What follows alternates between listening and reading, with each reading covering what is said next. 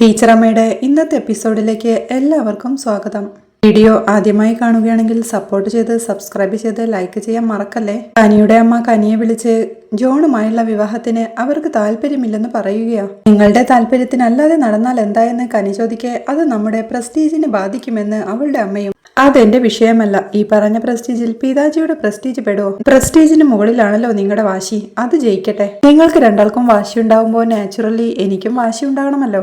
അതാണല്ലോ അതിന്റെ ഒരു ജെനറ്റിക്സ്. കുറച്ചു കഴിയുമ്പോൾ പിതാജി ഇതേ കാര്യം പറയും. നിങ്ങളുടെ ഈഗോ കാരണം എനിക്ക് 2 ഭാരം താങ്ങാൻ പറ്റില്ല. രണ്ടാൾക്കും ഒന്നിച്ചു കാണാൻ പറ്റുമെങ്കിൽ ഞാൻ വരാം, അല്ലെങ്കിൽ അതിന്റെ ഉത്തരം ഒരു ബിഗ് നോ തന്നെ ആയിരിക്കും എന്നവൾ തീർത്തു പറയേ അവളുടെ അമ്മ ഓക്കെ പറഞ്ഞ് അച്ഛനെയും കൂട്ടി വരാമെന്ന് പറയുകയാ. ഓക്കെ, ഞാൻ ഇവിടെ തന്നെ ഉണ്ടെന്ന് പറഞ്ഞ് അവളും കോൾ കട്ട് ചെയ്ത് റൂം ക്ലീൻ ചെയ്തുകൊണ്ടിരിക്കുകയായിരുന്ന ചെറിയമ്മയുടെ അടുത്തേക്ക് ചെന്ന് ചെറിയമ്മ മാതാജി ബുലായ കുച്ച് ബാത് കർണേക്ക് എന്നവൾ പറയേ. ആഹാ, എന്നിട്ട് എന്തു പറഞ്ഞു എന്ന് ചെറിയമ്മയും. മുझे കുച്ച് ഭി നഹി സുന, എനിക്കൊന്നും കേൾക്കണ്ടെന്ന് ഞാൻ പറഞ്ഞു. എന്തൊക്കെയോ അങ്ങോട്ടും ഇങ്ങോട്ടും തർക്കമായി. പിന്നെ രണ്ടുപേരും ഒന്നിച്ചുണ്ടെങ്കിലേ എനിക്ക് കാണാനും സംസാരിക്കാനും താല്പര്യമുള്ളൂവെന്ന് പറഞ്ഞു. കാര്യം പിതാജിയോട് സംസാരിച്ചിട്ട് എന്നോട് പറയാമെന്നും പറഞ്ഞിട്ടുണ്ട്. രണ്ടുപേരും ഒന്നിച്ചു വന്നാൽ പറയാനുള്ളത് ഒരുമിച്ച് അങ്ങ് പറഞ്ഞാൽ മതിയല്ലോ. മറ്റേത് മെനക്കേടാ എന്നവൾ പറയേ. എന്തായാലും വിളിക്കട്ടെ എന്ന് ചെറിയമ്മ പറയേ. വിളിക്കട്ടെ, നോക്കാമെന്ന് കനിയും. പിന്നീട് കനി തന്റെ അമ്മ വിളിച്ചതനുസരിച്ച് അവരുടെ ഫ്ലാറ്റിലേക്ക് എത്തുമ്പോഴേക്കും അവളുടെ അമ്മ കനി വന്നെന്നറിയിച്ച് അവളുടെ അച്ഛനെയും അങ്ങോട്ട് വിളിക്കുക. അവളുടെ അച്ഛനും അങ്ങോട്ട് വരുമ്പോഴേക്കും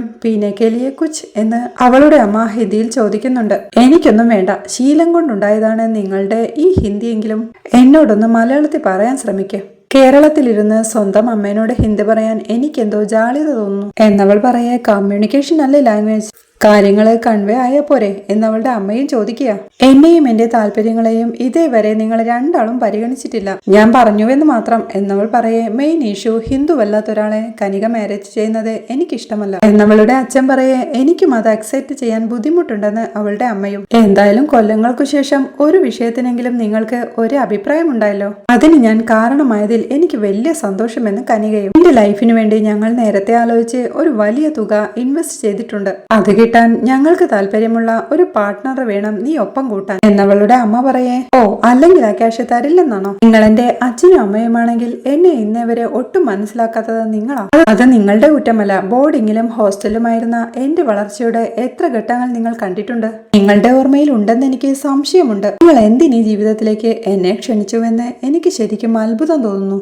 നിങ്ങൾക്ക് എന്തിനായിരുന്നു ഞാൻ? എന്റെ 18 വയസ്സിൽ പിരിച്ചുവിടാനുണ്ടാക്കിയ ഒരു കുടുംബം നിങ്ങളിപ്പോ നിങ്ങളുടെ മനസ്സുകൊണ്ട് നിർത്തിയിരിക്കുന്ന ഒരു സ്ഥാനമുണ്ട്. അതിന്റെ ഗർവിലാണ് നിങ്ങൾ ഇങ്ങനെ നടക്കുന്നത്. എനിക്ക് നിങ്ങളെ കാണുമ്പോൾ അറിയാം നിങ്ങൾ എത്ര ചെറിയ മനുഷ്യരാ. പരസ്പര ധാരണ പ്രകാരം നിങ്ങൾ പിരിഞ്ഞു. പഴയതുപോലെ നിങ്ങൾ സ്വതന്ത്രരായി. ഓക്കെ, പക്ഷേ ഞാൻ എന്തു ചെയ്യും പറ?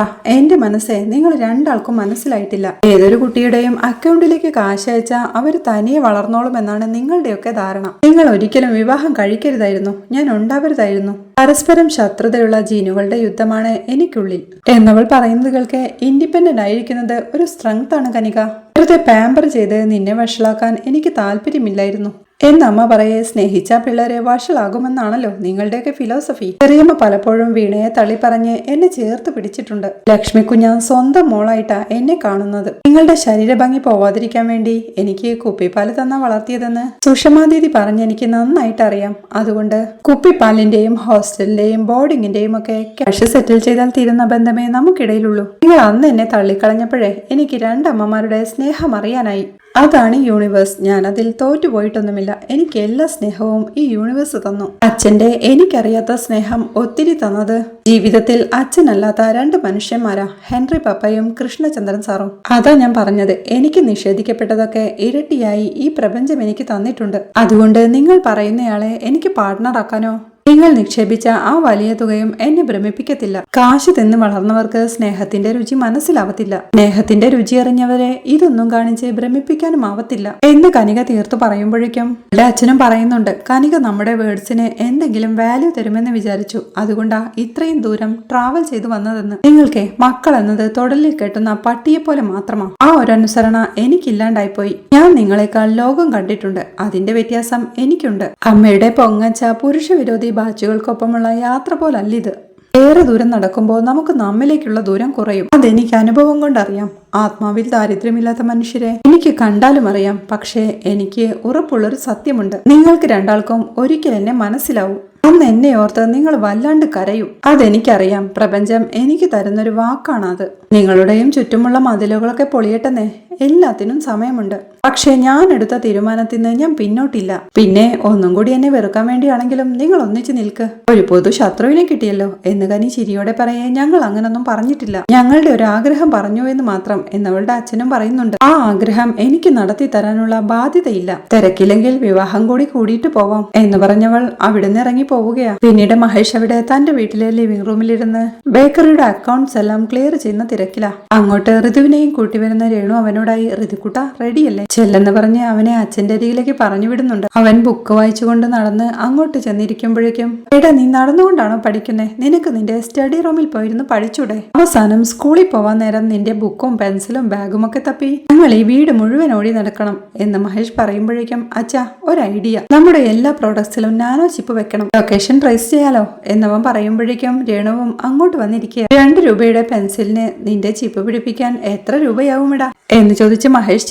ചിരിക്കണ്ട, ഇപ്പൊക്കെ പെൻസിലിനേക്കാളും ചീപ്പാവും, നോക്കിക്കോ എന്ന് ഋതുവും. അപ്പൊ ഞാൻ നിന്റെ എല്ലാ സാധനങ്ങളിലും ഓരോ ചിപ്പ് പിടിപ്പിച്ചു തരാം എന്ന് മഹേഷ് പറയെ, ആദ്യം ചിപ്പ് വെക്കേണ്ടതേ ഋതുവിന്റെ സോക്സിലാ, എവിടെയൊക്കെ തപ്പിയാലും അതൊന്ന് കിട്ടുക എന്ന് രേണു പറയെ, അല്ല അത് കഴുകുമ്പോ ചിപ്പ് കുതിർന്നു പോയില്ലടാ എന്ന് മഹേഷ് ചോദിക്കെ, വാട്ടർ പ്രൂഫ് ലെയറിംഗ് ഒക്കെ പറ്റുമച്ചാ എന്ന് ഋതുവും. അച്ഛൻ അറിഞ്ഞില്ല ഋതു, നീ വലിയ ശാസ്ത്രജ്ഞനായത് അച്ഛൻ അറിഞ്ഞില്ലെന്ന് പറഞ്ഞേ. മഹേഷ് വീണ്ടും ചിരിക്കേ, ഒന്ന് കളിയാക്കാതെ പോ അച്ഛ എന്ന് പറഞ്ഞവൻ രേണുവിനെ നോക്കുകയാ. രേണു അവനെ കണ്ണുകൊണ്ട് ആംഗ്യം കാണിച്ച് പറയാനായി പറയുമ്പോഴേക്കും ഋതുവും അത് സമ്മതിച്ച് അച്ഛനോടായി, അച്ഛാ എന്റെ ഒരു പ്രോജക്റ്റേ പാരന്റ്സിന്റെ ഹെൽപ്പിൽ കംപ്ലീറ്റ് ചെയ്യാനാ ടീച്ചർ പറഞ്ഞത് എന്ന് പറയേ, അത് അമ്മയോട് പറയടാ എന്ന് മഹേഷും. എപ്പോഴും അമ്മ തന്നെയല്ലേ ഹെൽപ്പ് ചെയ്യാറ്? പാരന്റ് എന്ന് പറയുമ്പോ അമ്മ മാത്രമല്ലല്ലോ, അച്ഛനും ഹെൽപ്പ് ചെയ്യണം അല്ലേ അമ്മയെന്ന് ഋതു ചോദിക്കേ. അതേന്ന് രേണുവും സമ്മതിക്കുക. അച്ഛതെ അമ്മയും പറഞ്ഞു ഇനി ഹെൽപ്പ് ചെയ്തേ പറ്റൂ എന്നവൻ പറയേ, നീ എന്താന്ന് പറ എന്ന് മഹേഷും. അവൻ ബുക്ക് പിടിച്ചുകൊണ്ട്, അച്ഛാ ഇതിൽ കുറച്ച് ലേഡി സെലിബ്രിറ്റീസിന്റെ പേരുണ്ട്, അവരുടെ ബയോഡേറ്റ വേണമെന്ന് പറയേ. എടാ അത് നിനക്ക് നെറ്റി നോക്കിയാ പോരെ എന്ന് മഹേഷ്. പാരന്റ്സിന്റെ ഹെൽപ്പിലാ ഇത് കംപ്ലീറ്റ് ചെയ്യേണ്ടതെന്ന് പറഞ്ഞില്ലേ എന്നവൻ ചോദിക്കേ, നീ ആരൊക്കെയാന്ന് പേര് പറയുന്ന മഹേഷും. പറയാം, അച്ഛൻ നോട്ട് ചെയ്യണം എന്നവൻ പറയേ. അതെന്തിനാണെന്ന് മഹേഷും.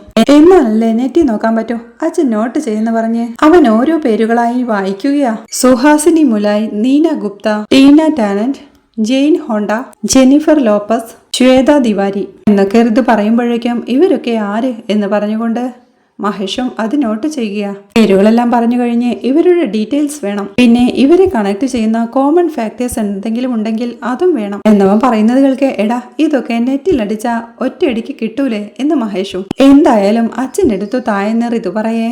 എടാ പിള്ളേര് ചെയ്യുന്നത് ഇപ്പോ പാരന്റ്സ് ആണോ ചെയ്യുന്നത്? എന്തൊക്കെ വിദ്യാഭ്യാസ നയമാണോ ആവോ? ഇനി എന്നെ കൊണ്ടുപോയി നിന്റെ ക്ലാസ്സിൽ ഇരുത്തോ ആവോ എന്ന് മഹേഷ് ചോദിക്കേ. ചിലപ്പോ ഇരുത്തുമെന്ന് ഋതുവും. ഇത് പാരന്റ്സ് തന്നെ ചെയ്യാനുള്ളതാ, പാരന്റ്സുമായി ഉള്ള ഇന്ററാക്ഷന് കൂടി വേണ്ടിയാ എന്ന് ഋതു വീണ്ടും പറയേ. അപ്പടിയാ, ഒക്കെ ശരിയാക്കി തരാം എന്ന് പറഞ്ഞവൻ ഓരോ പേരുകളായി നെറ്റിൽ സെർച്ച് ചെയ്തുകൊണ്ടിരിക്കുക. അവിടെ മാധവത്തിൽ കനി അച്ഛനെയും അമ്മയെയും കാണാൻ പോയ വിശേഷങ്ങളെല്ലാം ടീച്ചർ അമ്മയും സാറും വീണയുമായി പങ്കുവെക്കുകയാണ്. സംസാരിച്ചു തുടങ്ങിയപ്പോ തന്നെ മാതാശ്രീ നാവിൽ ഹിന്ദിയായി തുടങ്ങി. അവിടെ നിന്ന് ഞാൻ അങ്ങ് പൊളിക്കൽ തുടങ്ങി എന്ന് കനി പറയേ. ചേച്ചിക്ക് നമ്മളോടും ഒരു ഹിന്ദി പറച്ചിലുണ്ട്, ചുമ്മാ ഷോയാ, അത് പൊളിച്ചത് നന്നായി എന്ന് ചെറിയമ്മ. വേറെ റിലീജിയനിൽ നിന്ന് ഞാൻ കെട്ടുന്നതാണ് അവരുടെ പ്രശ്നം, എന്റെ മുന്നോട്ടുള്ള ജീവിതത്തിന് അവര് രണ്ടാളും കൂടി എന്തോ വലുത് ഇൻവെസ്റ്റ് ചെയ്തിട്ടുണ്ടെന്ന്, അത് കിട്ടണമെങ്കിൽ അവർക്ക് താല്പര്യമുള്ളവരെ കെട്ടണം എന്ന് കനി പറയേ. അവര് പണമിറക്കുന്നതല്ലേ കനിക, അപ്പോ കുറ്റം പറയാൻ പറ്റില്ല. പൊളിച്ചോ എന്ന് സാറും ചോദിക്കുക. പിന്നല്ലാണ്ട് അത് പൊളിച്ചടുക്കി എന്ന് പറഞ്ഞവൾ അവിടെ നടന്ന സംഭവങ്ങളെല്ലാം വിവരിക്കുന്നുണ്ട്. എല്ലാം കേട്ടുകഴിഞ്ഞ് സാറും നമ്മുടെ പുതിയ പിള്ളേരുടെ ഭാഷയിൽ പറഞ്ഞാൽ സംഗതി മാസായി പൊളിച്ചടുക്കി അല്ലേ, നമുക്ക് ചോദ്യം ചെയ്യാൻ കാലം ഒരിക്കൽ അനുവദിക്കുമെന്ന് പറയുന്നത് ഇതാണ്. അവർ കെട്ടിപ്പോക്കി മഹത്തരമായി പറഞ്ഞ ഐഡിയോളജി കനികയങ്ങ് സിമ്പിളായി പൊളിച്ചു. എന്തിനും പണം മാത്രം മതിയെന്ന് കരുതുന്ന ഒരു ലോകത്തിന്റെ പ്രതിനിധിയാണവർ. ഇടയ്ക്ക് ഇങ്ങനെ ഒരു പ്രകാരം ആവശ്യമാണെന്ന് കൃഷ്ണചന്ദ്രൻ സാർ പറയുന്നുണ്ട്. അത് കേൾക്കെ ടീച്ചറമ്മയും പറയുന്നുണ്ട്, പണ്ട് ചേച്ചി ഒരു ടൈപ്പായിരുന്നു, 3 പെൺകുട്ടികളിൽ മൂത്ത ആളാണല്ലോ, അതിന്റെ ഒരു അധികാരം എന്തും ആദ്യം ചേച്ചിക്ക് കിട്ടണം. ശിവരാമേട്ടൻ എന്നോടും ലച്ചുവിനോടും കാര്യം കാണിക്കുന്നത് പോലും ചേച്ചിക്ക് കുശുമ്പായിരുന്നു. കാര്യം കാണാനുള്ള സ്നേഹമൊക്കെ അന്നും ഉള്ളൂ. അമ്മ എപ്പോഴും പറയും അവൾക്ക് വെറും കാണിക്കലേ ഉള്ളൂവെന്ന്. പിന്നെ പറ്റിയ ആളെ തന്നെ കമ്പനിയായിട്ട് കിട്ടി, ആരുമായും ഒരു കമ്പനിയുമില്ലാത്ത ജീവിതം എന്ന് ചേച്ചിയെ കുറിച്ച് ടീച്ചറമ്മയും പറഞ്ഞു നിർത്തുകയാണ്. കൃഷ്ണചന്ദ്രൻ സാറും പറയുന്നുണ്ട്, യൂണിവേഴ്സ് ഇരട്ടിയായിട്ടുള്ള അച്ഛൻ പട്ടികയും അമ്മ പട്ടികയും ശരിക്കും ഇഷ്ടമായി വീണ.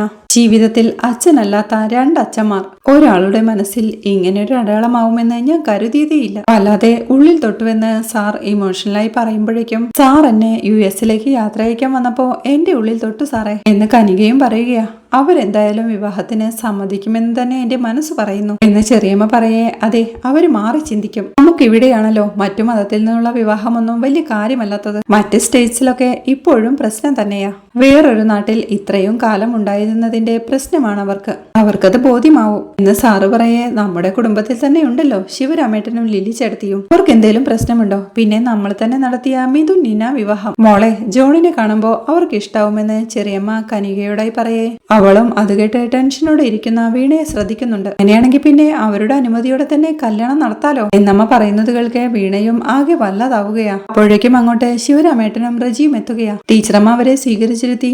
അതെ ഏട്ടാ, ഇന്നേ കനിക്കുട്ടി പോയി പാറു ചേച്ചിയെ കണ്ടു. നന്നായിട്ട് സംസാരിച്ചു. പറഞ്ഞത് ശരിക്കും അവർക്ക് കൊള്ളേണ്ടതാ എന്ന് പറയേ. എടി, നിനക്ക് വേറെ പണിയൊന്നുമില്ല കൊച്ചെ. അതിന് രണ്ടിനും എവിടെ കൊള്ളാൻ? അനങ്ങ പാറ. രണ്ടിനും ആരുമായിട്ടും ഒരു ബന്ധവുമില്ല. അവര് പോകും മുമ്പ് എനിക്ക് പാറുവിനൊന്ന് കാണണം. ഒരു കാര്യവുമില്ലെങ്കിലും എനിക്കും ചിലത് ചോദിക്കാനുണ്ട് എന്ന് വല്യമാമ പറയുന്ന കേൾക്കെ വെറുതെ ചോദിച്ച് തളരുന്നല്ലാണ്ട് ഒരു കാര്യവുമില്ലെന്ന് കനിയും. ചിലത് ചോദിക്കുമ്പോ ഗുണമില്ലെങ്കിലും നമ്മുടെ തളർച്ച മാറും, അതിനാ എന്ന് സാറ് പറയുന്നത് കേൾക്കെ. അങ്ങനെ തളർച്ച മാറാൻ നല്ലതാ ചേട്ടാ എന്ന് ടീച്ചറമ്മയും. ശിവരാമേട്ടനോടും സാറിനോടായി കാലിപ്പോ എങ്ങനെയുണ്ട് എന്ന് ചോദിക്കേ. പ്ലാസ്റ്റർ ചെയ്ത ഭാഗത്ത് വല്ലാത്തൊരു ഇറിറ്റേഷനാ. ചൊറിയാനൊക്കെ തോന്നും. വല്ലാത്തൊരു പരീക്ഷണം തന്നെയാ എന്ന് പറയേ. അതങ്ങനെയാ, പ്ലാസ്റ്റർ എടുക്കും വരെ വലിയ പാടാ എന്ന് ശിവരാമേട്ടനും.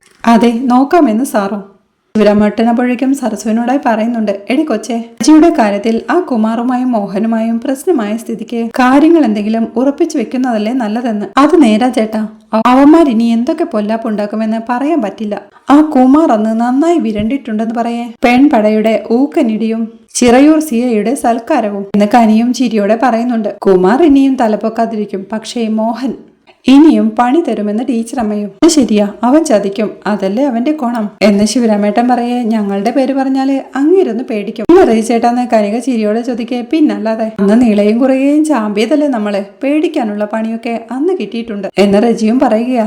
എന്തായാലും ഉറപ്പേര് വേണം ഒരു ബലത്തിന് എന്ന് ശിവരാമേട്ടൻ പറയേ. സുജിയുടെ വീട്ടിൽ പോയി കാര്യങ്ങൾ സംസാരിക്കണമേട്ടാ. ഞാനും വരാമെന്ന് സരസ്വതിയും. അതാ നമ്മൾ കുറച്ചുപേര് മാത്രമുള്ള ഉറപ്പീര്, അങ്ങനെ ആലോചിച്ചാ മതി എന്നപ്പച്ചൻ പറയുന്നത് കേൾക്കെ റജിയും സന്തോഷത്തോടെ കനികയെ നോക്കി ചിരിക്കുകയാ. ശിവരാമേട്ടനും കൂട്ടരും സുജിയുടെ വീട്ടിൽ കല്യാണം ഉറപ്പിക്കാനായി പോകുന്നതും ശിവരാമേട്ടൻ പാർവതിയെ കണ്ട് കാര്യങ്ങൾ സംസാരിക്കുന്നതുമെല്ലാമാണ് നാളത്തെ എപ്പിസോഡിലെ വിശേഷങ്ങൾ. വീഡിയോ ഇഷ്ടമായാൽ സപ്പോർട്ട് ചെയ്ത് സബ്സ്ക്രൈബ് ചെയ്ത് ലൈക്ക് ചെയ്യാൻ മറക്കല്ലേ.